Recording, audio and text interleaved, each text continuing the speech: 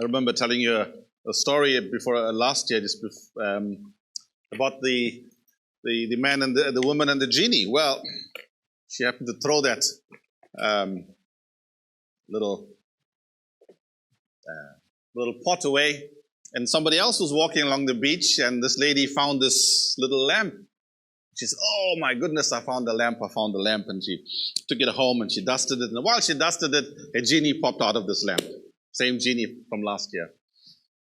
And the lady and the genie said, I've been trapped in here for a couple of months now, so I'll give you just one wish, and whatever you want, yours." So the lady said, "Look, I've been reading in the paper about Hamas and Israel, and there's war, and there's conflict, and children are dying, and people are being killed, and I just feel so bad about it. So I want you to make the state of Israel slightly bigger, move the Palestinians away, move Saudi Arabia, and just make that peace, make that area nice and peaceful. That's what I want. That's the only thing I want." The genie thought for a minute, and he said, that's quite hard to do. Because for me to do that, to make Israel bigger, I'll have to move the Red Sea slightly to the north. I'll have to make the peninsula, the peninsula between Africa and Europe slightly narrower. I've got to move Saudi Arabia south. I've got to move Yemen on the other side north. I'm going to move the river Jordan completely to the east. It's a really, really big exercise, and I'm not sure I'm going to be able to do such a geographical shift. So I'll tell you what, I'll give you another wish. So she thought about it, and she said, 40 years now, I've never been married. So I want you to find me a husband, somebody who's kind, somebody who's considerate, somebody who will help me wash the dishes in the evening and put them away. Somebody will help me iron my clothes. Somebody will help me with my choir and sing with me. Somebody will read a book before he falls off to sleep. Somebody will help me wash the car and vacuum the house and do the dishes and never keep his feet on the settee and never play with the remote. Somebody who doesn't like watching the internet all the time. The genie thought about it and thought about it and thought about it and said, again, just to help me, where do you want Israel positioned again? Anyway, it's a new year, isn't it? And it's amazing that how quick time has really gone. I remember watching with Madison a couple of months ago, the little cartoon strip about the train that could, that little train, and the train was chugging uphill with a big load of things at the back of the train, and it says, "I wish I could, I wish I could, and I wish I could, chug, chug, chug, I wish I could, chug, chug, chug, uphill, uphill, uphill, uphill, uphill, uphill." And he came to the top of the hill, and then he goes zzz, down in, "I knew I could, I knew I could, I knew I could, I knew I could." And somehow it's January, and I feel like that already. I wish I could. Think about it, I've got another 11 months to go. Anyway, when we celebrated New Year like everybody else, but in ancient Egypt, for example, they celebrate New Year in September. That's when the flood of the Nile takes place, and everybody gets excited and have a big celebration because the Nile is flooded and the land gets nice and fertile, and they do that. In Babylon, for example, during spring, that's when their New Year is. And they take off all the old clothes and they burn the old clothes and they get all new clothes for a new year. In the Jewish New Year of Rosh Hashanah, it happens in the early part of December, or the middle part of December. And everybody goes to synagogue and they talk about the sins they committed in the old year and how they're going to stop committing those sins in the new year. The Muslim calendar depends on the moon and where the moon is, and that's their New Year. In different parts of India, New Year is celebrated differently. In Vietnam, Tet, they believe that, and they believe in January the 19th, that's when the New Year for the Vietnamese is. And they believe the little fish, or a fish called cod, visits their home and figure out all the things, the good that they've done. And this cod goes all the way into heaven and tells the big God all the good things that people did. And that is why the Vietnamese would buy cod and release it in the river so that the God would realize all the good things. In Japan, in the month of November, the people tie straws little ropes, straws outside their house, and so that that those straws would represent a continuous happiness for the new year that's coming. And of course, we celebrate Chinese New Year in a few weeks. And in Greece, the New Year is the children would put in the shoes outside the door and hope that the saints that pass by will put in good gifts into the new year, and they would walk in the new year with new life and new vigor. Different people, different New Years. So I hope that your New Year was just as exciting as some of these New Years. In the United States, they have big celebrations and parties and New Year services for those that go to church. And the 1st of January is when the biggest football games take place. This morning I want to talk to you about a new year that's found in Psalms chapter 1. They say Psalms chapter 1 is the most read chapter in the whole Bible. Because most people, when they want to read the Bible, they start with Psalms. They'll read Psalms chapter 1, 2, 3, 4, 5, 6, and then they'll forget about the rest of the year. Rest of the month, and they say, oh gosh, I've got to read the book. Let's start again at Psalms 1. Psalms 1, 2, 3, 4, and then they forget it, and let's just start again, Psalms 1. So they reckon Psalms 1 is probably the most read passage, chapter in the Bible. Something about Psalms. Does anybody know what the Hebrew name for Psalms is? It's Tehillim. Tehillim basically means nice sound. That's what it means. The book of Psalms in Hebrew means it's a wonderful, joyous sound. We get the word Psalms from the Greek word. And the Greek word for Psalms literally means plucking at strings. That's what the Psalms means, plucking at strings. So when we read the book of Psalms, it's meant to be sung. Something interesting about Psalms. There's the longest book in the Bible. It also has the longest chapter in the Bible. Anybody remembers the longest chapter? 119. Longest chapter in the Bible. You can recite it for me later on, Prasad. And the shortest chapter in the Bible? That's the verse. The longest chapter is Psalms 117. Just 2 verses. Psalms 117. Shortest chapter in the Bible. And the middle of the Bible, take all the chapters and verses, the middle of the Bible is Psalms 118 verse 8. 118 verses, the middle all the verses. And it's an interesting verse.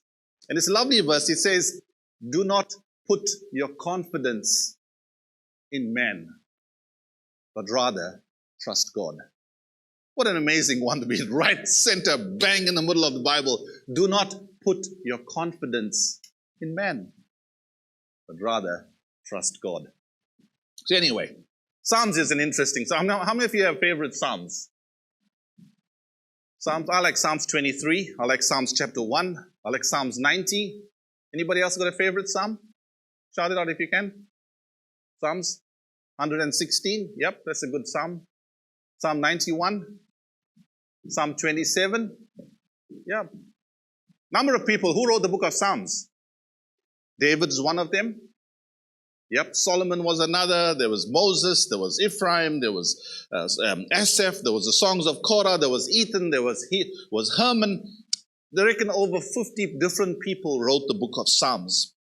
And it spanned something like 1,400 years from the time that Moses wrote the first Psalm to all the time when the people of Israel were in Babylon. So almost 1,400 years has taken place before the Psalms was taken. And this morning, we're going to read about Psalms chapter 1. Psalms chapter 1. Let's read it together. There we are. It says, blessed is the man who walks not in the walk of the counsel of the wicked, or stand in the way of sinners, nor sits in the seat of the mockers. Let me read from this verse.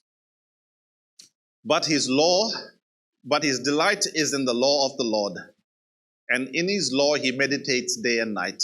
And he shall be like a tree that is planted by the rivers of water, that brings forth good fruit in its season. Its leaf shall not wither, and whatever he does shall prosper. It's amazing.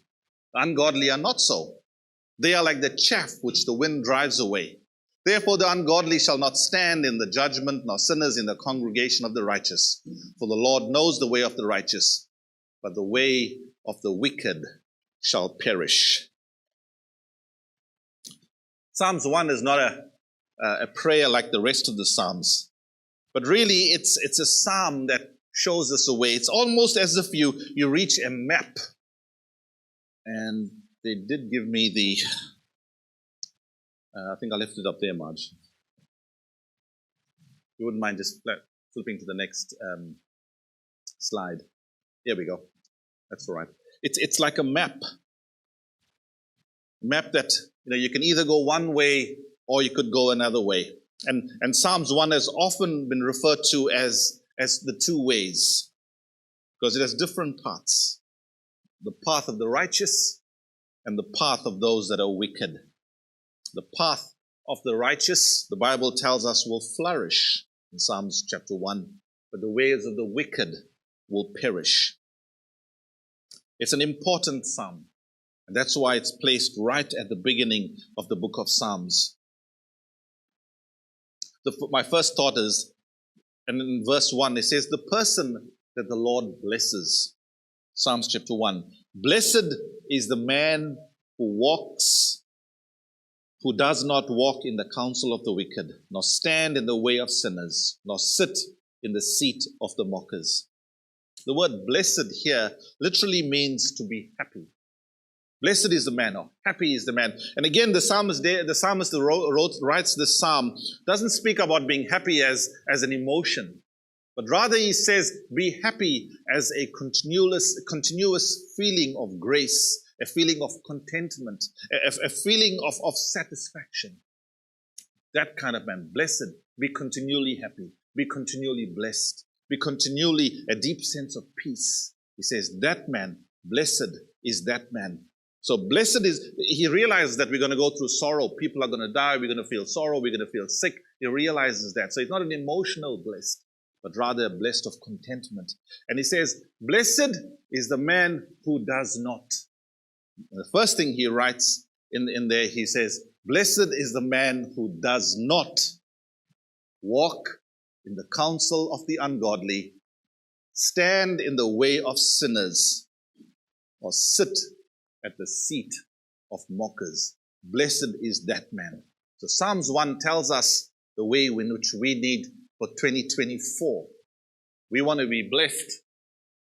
Walk not in the counsel of the ungodly, or stand in the way of sinners, or sit in the seat of mockers.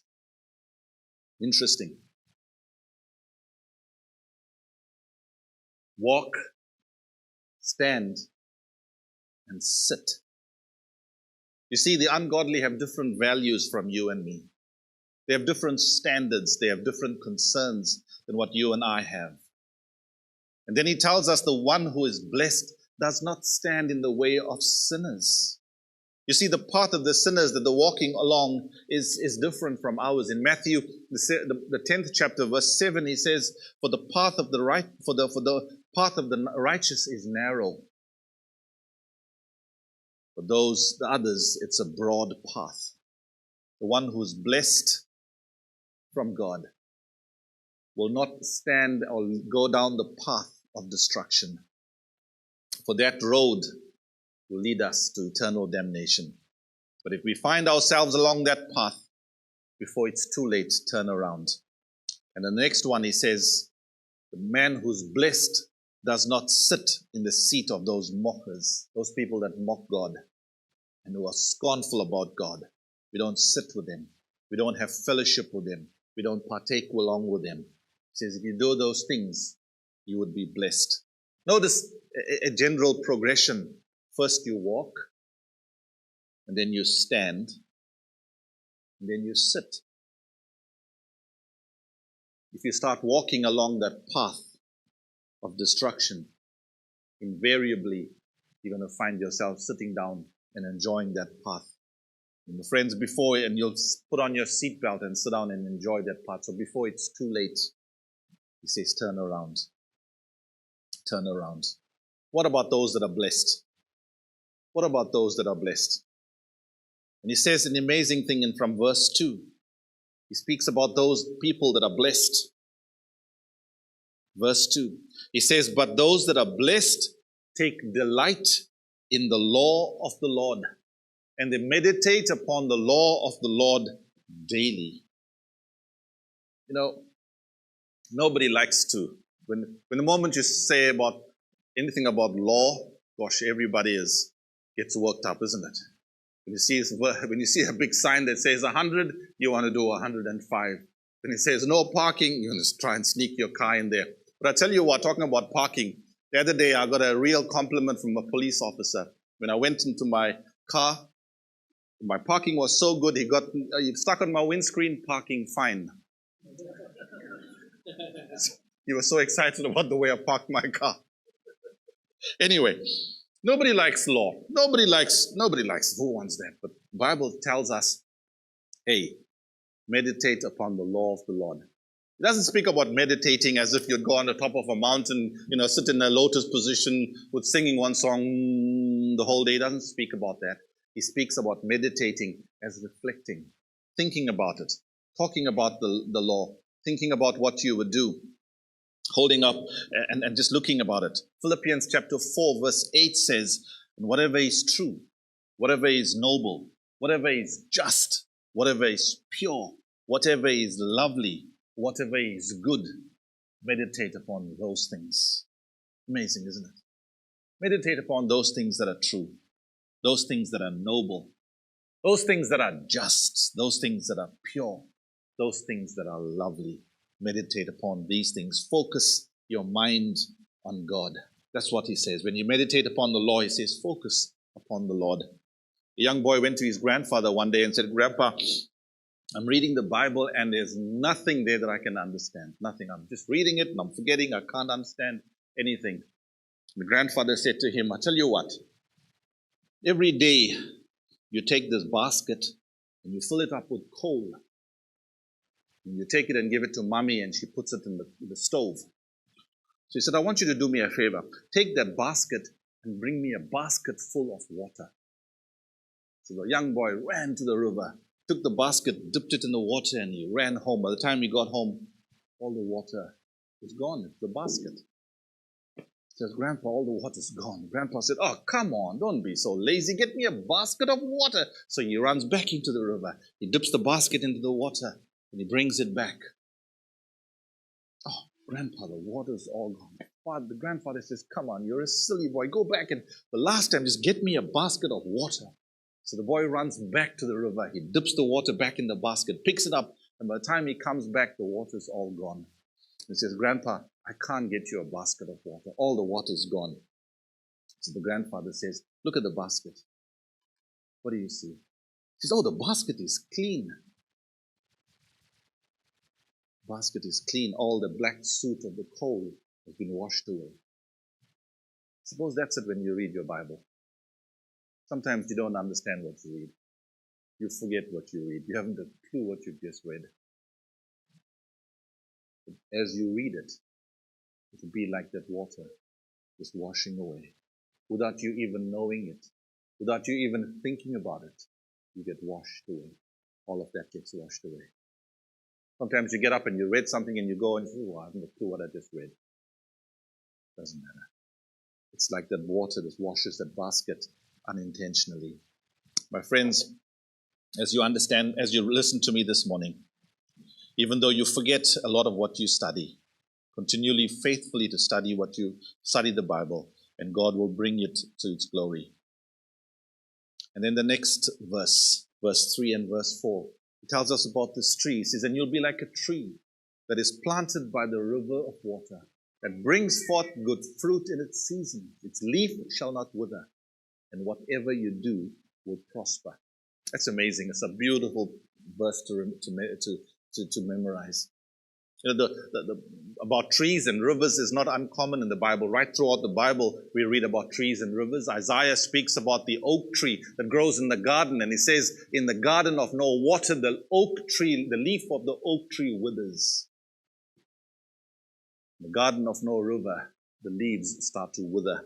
Jeremiah speaks about in verse 11 of Jeremiah, he speaks, "Blessed are those who trust in the Lord, for you shall be like a tree that is planted by a stream." You shall be like a tree planted by the stream. It's something amazing about a tree that's planted by a stream. You see, a tree that is planted by the stream is well-rooted. Absolutely well-rooted. It has roots all over. It tumbles all over. It has roots all over, and it just seems to grow all over. And the reason for that, it gets well and truly anchored. And no matter what happens, it cannot be moved. Psalmist David writes, and he says, when a man is not established, he will fall into wickedness. When a man is not established, he will fall into wickedness. But the root of the righteous shall not be moved. Isn't it amazing? A man that is not established will fall into wickedness, but the root of the righteous cannot be moved. You'll be anchored down. You'll be held on. The winds may come, waters may come, the grounds will move, but the tree will stand firmly planted and will not be shaken. The Chinese bamboo goes to over 90 meters in height. What's 90 feet in meters? 90 feet? 30 meters. 90 feet is 30 meters. 30 meters is seriously high, isn't it? The Chinese bamboo grows up to 30 meters, 90 feet. And the Chinese gardener who plants it, and in year 1, nothing happens. Year 2, you won't see any growth. Year 3, still there. Year 4, nothing happens. But from year 5, you'll see the tree starting to shoot up. By the time it's year 7, it's almost 90 feet. Come wind, come rain, come snow, come hail, come earthquake, come tsunami, come whatever. Those Chinese bamboos will sway with the wind, will bend with the snow, but they won't be moved. Because from year 1, year 2, year 3, year 4, year 5, while they weren't growing up, the Chinese bamboo was growing down. The roots were growing deeper, deeper, deeper, and deeper, and wider, and longer, and longer. So whatever comes, nothing is going to happen to me. This morning, the Chinese bamboo reminds us of what you and I ought to be. Blessed are you. And then he tells us about those that are not wicked, those that are weak. Last year, or the year before, I think it was, I was going down to, after Cyclone Gabrielle hit Marginet, we took a drive down to Tauranga. And as we were driving, trees all over the place, knocked over, bang. Oh gosh, what a massive big trees. But something interesting about those massive big plane trees. They're huge, they're big, they over 20, 30 meters in height. The roots are shallow. Massive trees. Roots are shallow. When the wind came, all of them just tipped over.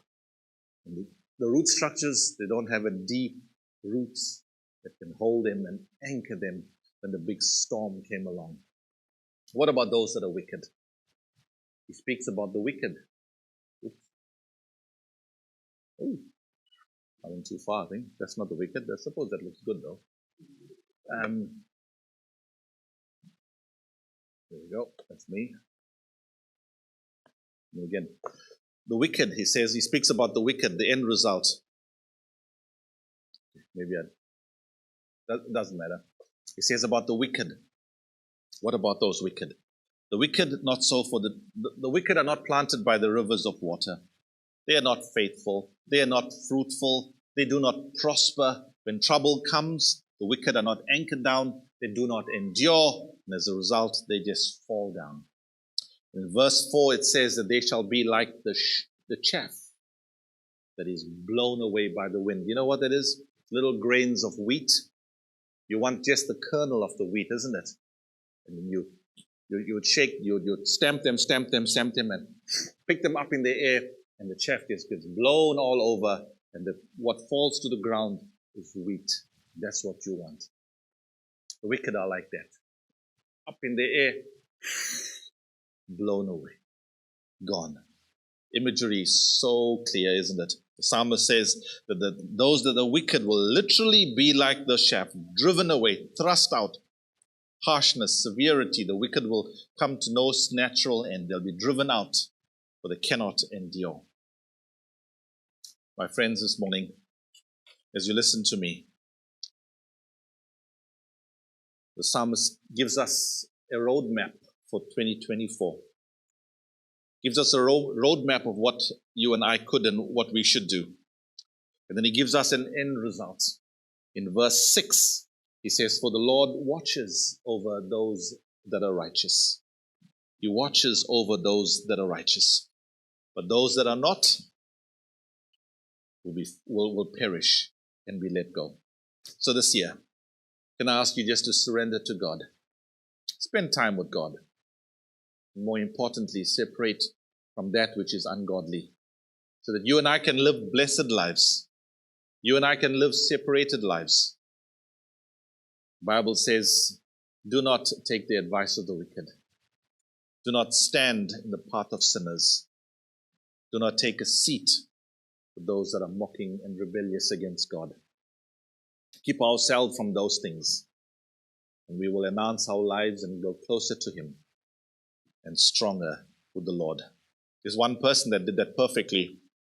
Jesus Christ our Lord. He showed us our way. We don't need to follow any friends. We don't need to have any heroes of faith. Jesus says, enter to the narrow gate. This morning we've got two roads to choose from. One road is an easy path. Many have traveled on, but it ends in destruction.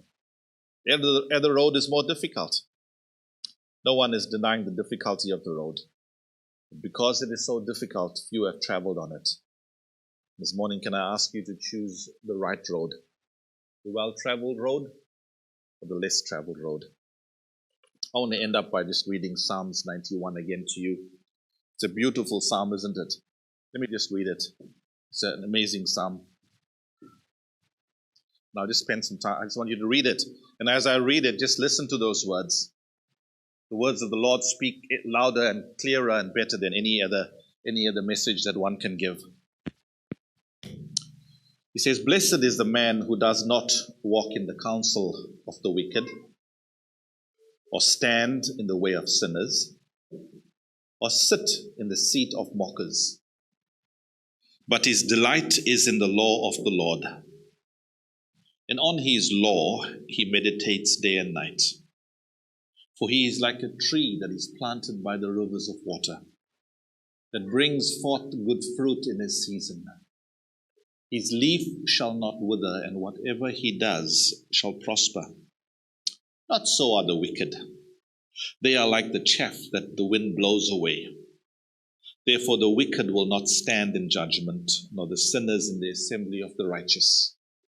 For the Lord watches over the ways of the righteous, but the ways of the wicked will perish."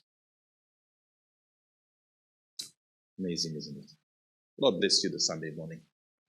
Lord make his face to shine upon you. Lord be gracious unto you. Come, let's bow in prayer.